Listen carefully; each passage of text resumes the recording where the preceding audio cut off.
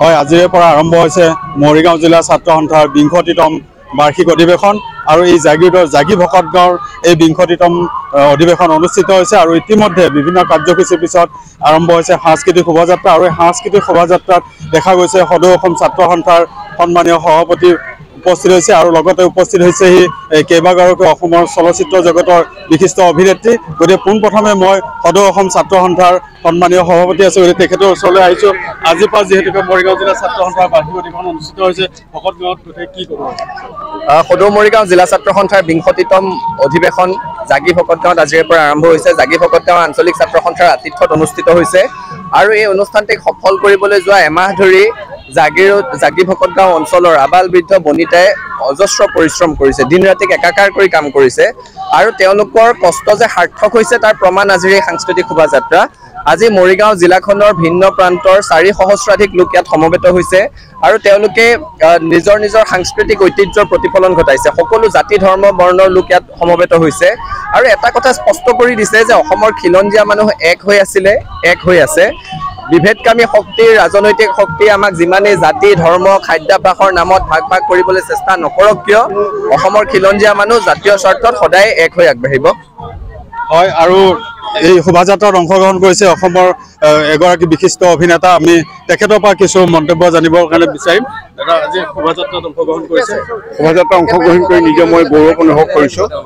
ৰাইজৰ বিপুল সঁহাৰি, মৰিগাঁওবাসীৰ ৰাইজৰ যিটো বিপুল সঁহাৰি এই সাংস্কৃতিক শোভাযাত্ৰাটোত, এইটোৱে এটাই কথা প্ৰমাণ কৰে যে ৰাইজৰ জাতীয় সংগঠন বা ছাত্ৰ সন্থাৰ প্ৰতি এতিয়াও আস্থা আৰু বিশ্বাস আছে। হয়, আৰু এগৰাকী অভিনেত্ৰী আছে, আমি তেওঁৰ পৰা কিছু চমুকৈ বক্তব্য জানিব বিচাৰিম যে আজি মৰিগাঁও জিলা ছাত্ৰ সন্থাৰ অধিৱেশন সাংস্কৃতিক শোভাযাত্ৰা। সদৌ অসম ছাত্ৰ সন্থাই আয়োজন কৰা এই শোভাযাত্ৰাটো ভাল লাগিছে আৰু ভালে ভালে যেতিয়া হৈ যায় সেইটোৱে কামনা কৰিছোঁ। হয়, আৰু এগৰাকী আছে আমাৰ বিশিষ্ট অভিনেত্ৰী, তেখেতৰ পৰা জানিব বিচাৰিম যে আজি যিহেতুকে মৰিগাঁও জিলা ছাত্ৰ সন্থাৰ বাৰ্ষিক অধিৱেশনৰ এই সাংস্কৃতিক শোভাযাত্ৰা উলিয়াইছে, আপুনি ইয়াত উপস্থিত হৈছে, কেনেকুৱা? খুব ভাল লাগিছে আচলতে, আৰু ৰাইজৰ যি বিপুল সঁহাৰি আৰু তেওঁলোকৰ যি একতা দেখিবলৈ পাই খুব ভাল লাগিছে আৰু তেওঁলোকে যি প্ৰচেষ্টাৰে আগবাঢ়িছে সেই প্ৰচেষ্টাত যাতে উপনীত হ'ব পাৰে তাকে কামনা কৰিছোঁ। হয়, আজি মৰিগাঁও জিলা ছাত্ৰ সন্থাৰ আজি ২০তম অধিৱেশনৰ প্ৰথম দিনৰ কাৰ্যসূচী সাংস্কৃতিক শোভাযাত্ৰা।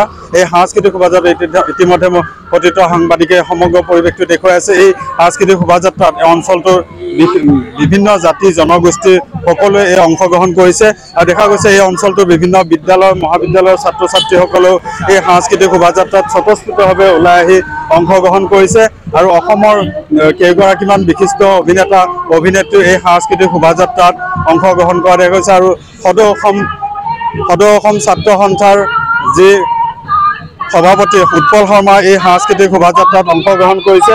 এয়া মোৰ প্ৰতিটো সাংবাদিকে দেখুৱাইছে যে এই সাংস্কৃতিক শোভাযাত্ৰাত কিদৰে অঞ্চলটোৰ বিভিন্ন জাতি জনগোষ্ঠী আৰু ধৰ্মীয় সকলোৱে আহি ইয়াত অংশগ্ৰহণ কৰিছে।